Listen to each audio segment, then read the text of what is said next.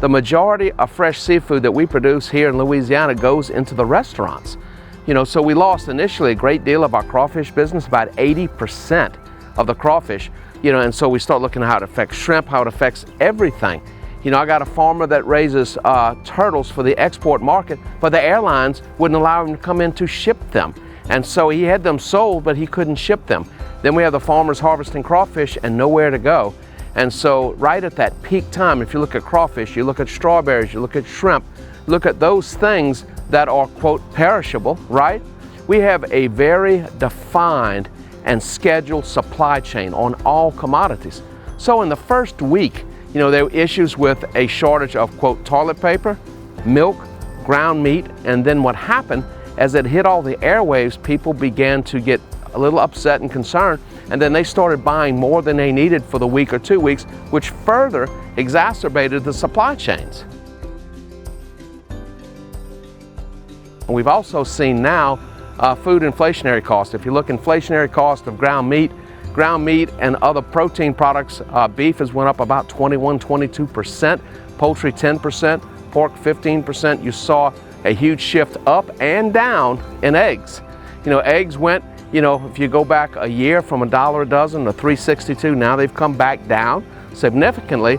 So the availability of products, the concern at home of people being able to get those products, then what happened is that we had workers in our processing facilities get sick. And so then you have a back up all the way back. So when you think about going down to the grocery store and getting a boneless breast of chicken, right? You got to remember, it starts off from a rooster and a hen, then there's eggs, then there's a hatchery, then there's biddies, then they have to grow out the broilers. The broilers have to then be processed, and then it's got to be further processed until you get to that boneless breast of chicken, which has to be delivered, and all on a very, very, very tight timeline. So the stress to our farmers, if you look at our crawfish farmers, they lost their crop.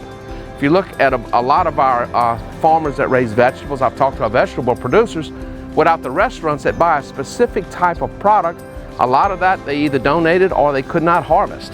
And so you have some tremendous financial considerations.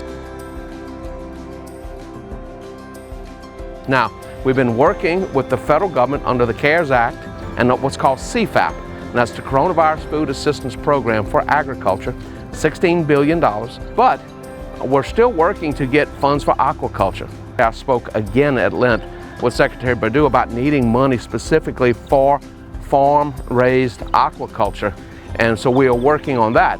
But the stress, is people that are just concerned about the unknown. If you watch the markets are all over the place, and so with that, there's a lot of people that are under a lot of stress, but we are getting through this. Now where we are going, we are moving forward. You see the markets responding. We have a tremendous crop in the ground. The farmer is the eternal optimist, right? But they're under tremendous amount of pressure because agriculture is big business. I've been working with our bankers because our bankers have to continue to loan money to the farmers, and the farmers have to be able to borrow that money, and we've got to get assistance so that they can have sufficient cash flow to keep all of this going. And so when you look at overall in our economy, agriculture in this state's over $13 billion. The average farmer borrows more than $1 million every year. The average farmer borrows, again, more than $1 million every year. And what happens when you have a bad year, you can work with your bankers and they can help to defer some of that, but you got to have a good year coming. And so they're very concerned about where we are headed next. Because farmers are used to stress. I mean, who else in the world plants their seeds in the ground, looks up and prays to heaven and says, please rain, but not too much, right? Send out the sun, but not too much. We need a lot of fresh air, but not too much. We need a bountiful harvest. And so each and every day, right, we deal with the pressures and the stress and the breakdowns of equipment and all these different things and watching the markets. But at the end of the day, the farmers are the salt of the earth. Reach out to someone because we're all in this together. We are getting through this together. Things are getting better together. One of the things we've learned as farmers, and they've taught us this a long, long time, if you're having a rough time, call your neighbor. call your friend, call your buddy, because it's by working together that we can get through this. My dear friends, please reach out and stay well.